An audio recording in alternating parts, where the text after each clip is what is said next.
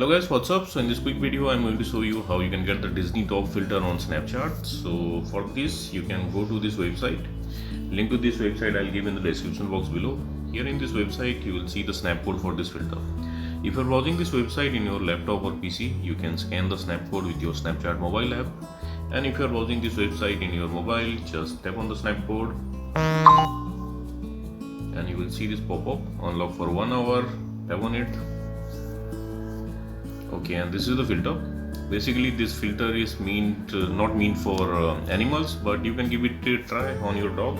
So let me show you some example. Okay,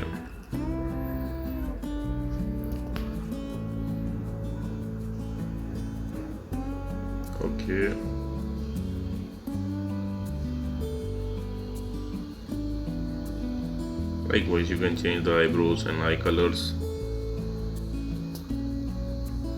So that's it guys. Likewise you can get this filter and use this filter on Snapchat. So thanks for watching the video guys. See you in the next video.